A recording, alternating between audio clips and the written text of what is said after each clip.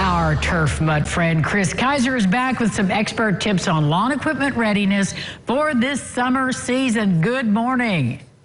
Good morning. Good to be with you. It's good to be with you, and it's just that time, my friend. Lawnmowers are coming out. Weed eaters are coming out. What should we have done at the end of the season to make sure this day would be a lot easier?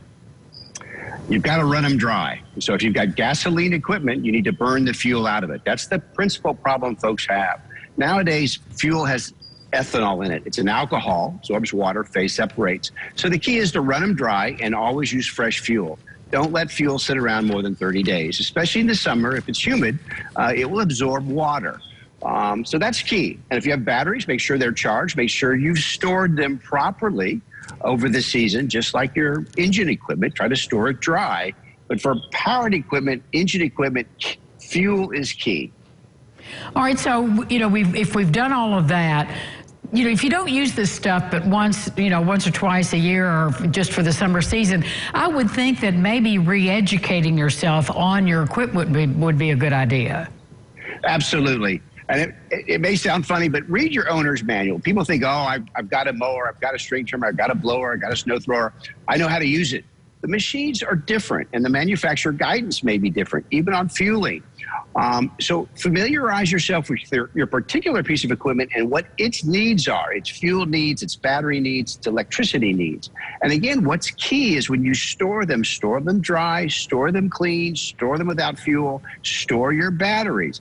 Seasonal, these things are designed for it. Recreational use, emergency use, seasonal use. So the machines are designed for it. So if you take care of them, they'll take care of you. Well, and last a long time. Now, we've talked about fuel. Let's talk about it a little bit more. How do you know what kind of fuel each piece of machinery requires? Everything's designed to run on E10 or less. Now, that's what you find at most every gas station.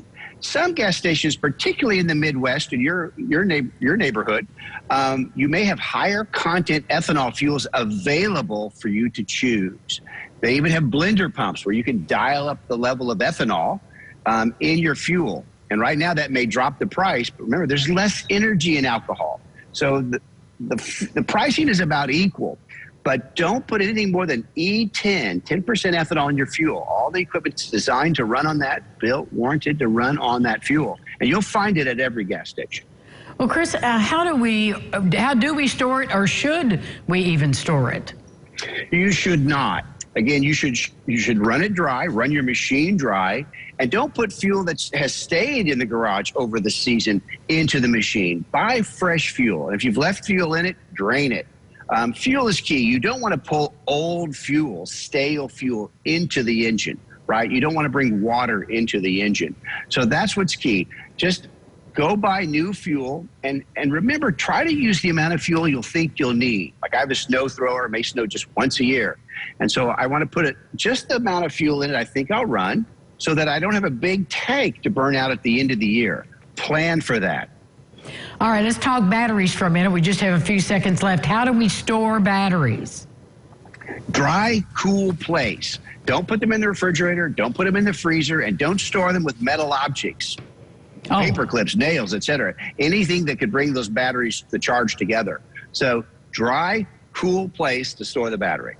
Thank you, Chris. Always great to see you. Good to see you. Thank you. And we'll be back with more local lifestyles right after this. Please stay with us.